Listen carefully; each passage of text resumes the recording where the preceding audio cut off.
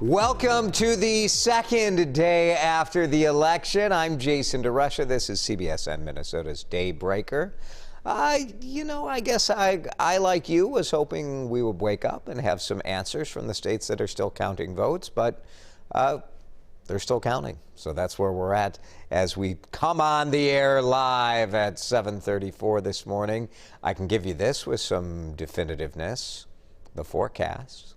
Going to be pretty nice again today. We have the Weather Watcher Blue, but it's a little misleading. It's going to be a little cooler than yesterday. Still expecting a high around 68 or so. It's pretty good.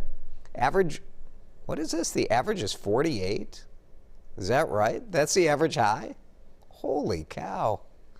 So enjoy it. We've got bonus kind of summer, early fall weather in the first week of November.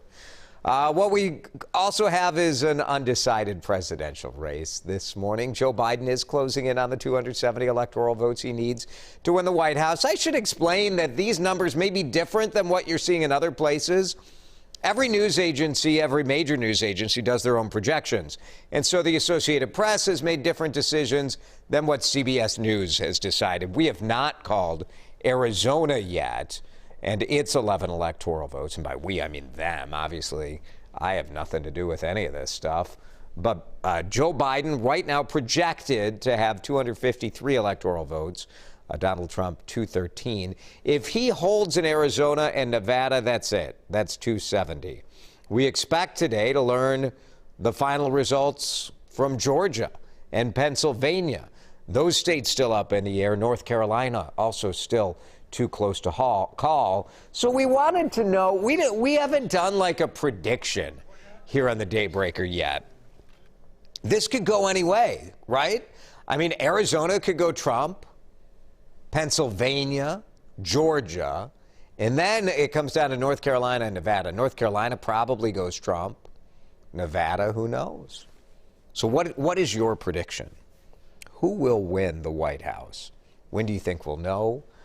Share your predictions here on Facebook. Someone yesterday commented Trump 2020 about 17 times. And to you, I say, wow, congratulations. I guess, yeah. It would really help our engagement numbers if you guys would just keep commenting the same thing. Just keep typing it over and over and over. Don't cut and paste it. You got to type it. We'll read through some of your comments in just a minute. President Donald Trump is gearing up for a legal fight in several states. This is how this works, right? We count the votes. We count every vote. But we also are not surprised when we see lawsuits, challenges. The president filed lawsuits in Michigan, Pennsylvania, Georgia, Wisconsin. He wants to stop the vote counting. Also has talked about taking a case to the U.S. Supreme Court. We don't know exactly what he would mean by that. Last night, some Trump supporters protesting outside voting centers in Arizona and Michigan. CBS News has projected that Joe Biden will win Wisconsin. It is close. Here's where the Badger State stands right now. 99% of the votes are in. Biden up by a little more than 20,000 votes. Trump's campaign has said it does plan to call for a recount. We talked with an election law expert who has worked for Norm Coleman on the Republican side this morning. He said a recount likely would not have significant impact on the totals. With the way we count votes these days, it's almost inconceivable to think that you would find 20,000 votes in a recount. Protests across the country last night. You may say, what are they protesting? We don't even know who won. But these were protests that were planned regardless of the outcome of the election. There were hundreds of people who ended up on Interstate 94 last night, shutting part of that down near Riverside in downtown Minneapolis. State Patrol estimates there were about 200 people on that interstate. It's not clear how many were cited or arrested. They did kind of detain people, and everybody sat down, and then they were processing folks. So there you go. We'll have updates throughout the day on how many people were arrested, what the charges were, if anything. We were told there were a lot of citations, so people were issued tickets and then allowed to go. As ballots are still counted, we're also watching the balance of power in the United States Senate. 6 races yet to be called. Republicans need just 3 of those to go their way to retain control. In the House, A lot of congressional races too close to call. Leaders from both parties are declaring victories. That's because in the House, Republicans have flipped 7 seats. Democrats are likely going to keep their majority. They only need 8 of the 35 undecided cases to go their way to keep races, I should say, to keep their majority. But still, Democrats losing ground in the House and not gaining anything in the Senate is what it looks like. State Capitol. Minnesotans love divided government, so expect another 2 years of nothing getting done over there. Republicans will maintain their majority in the Senate. Democrats should hold the House. But like the national races, we caution not all ballot totals are finalized, and absentee votes in Minnesota are being counted as they come in. So if you're postmarked by Election Day and the mail-in ballot arrives, they are counting those. There could be a legal challenge to that, but for now, they are being counted. So a couple outcomes could tip the scales. We'll see what happens. Despite President Donald Trump's repeated claim, and you heard this, right? All this coronavirus stuff. Soon as the election's over, we're never going to hear about it again because it's a big conspiracy. The election is over, and the coronavirus is still around. I tell you what, if we could get rid of the coronavirus just by having the election, I think everyone would sign up for that and say that would be terrific. That's not what's happening. The United States reporting more than 102,000 new cases yesterday, the most cases in a single day since the start of the pandemic. A daily record in Minnesota. Health Department reporting more than 3,800 new cases, 31 new deaths. ICU beds across the state filling up, according to state health officials as of Wednesday. The Department of Health said statewide intensive care capacity at 92%.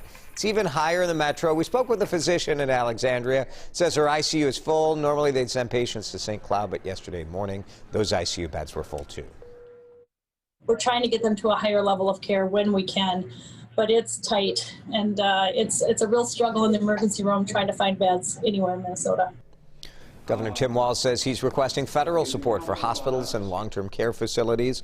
The request would provide an additional 10 medical professionals to facilities that are experiencing staff shortages due to the spike in COVID-19 cases.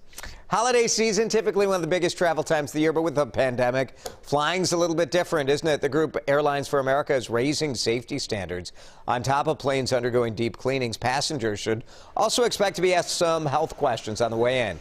Have you been exposed to the virus, for example? Experts also recommend allowing yourself a little extra time to get through the airport and plan ahead because many of the vendors out there are still shut down. I kind of miss traveling. I would like to go.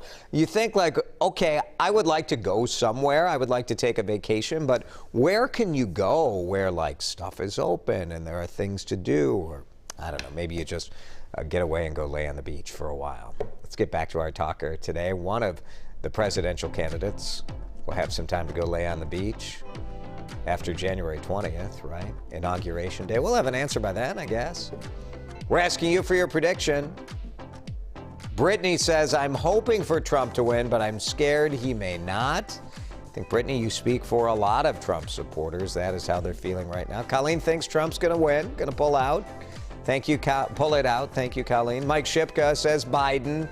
He will get Arizona and Nevada to get to 270. Tell you what, if Biden pulls out Arizona, that is quite a sea change in that state, which has been very reliably conservative. Tammy says Trump will win. Got some Trump fans in the comments today. Jerry says Biden. You know, Minnesota, it's almost 50-50.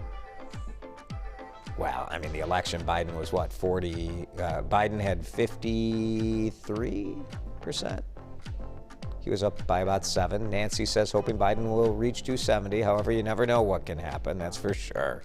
That is for sure, Nancy. Josh says it's looking like Biden as well. We will see. There is still a path for President Trump to get to 270. Joe Biden has a few more paths, so we'll see how it shakes out. Today could be a pivotal day. CBSN Minnesota will have all of your updates, your breaking news, and breaking local news as well, so hang around. We'll be back here again tomorrow on a Top 10 weather day on the CBSN Minnesota Daybreaker.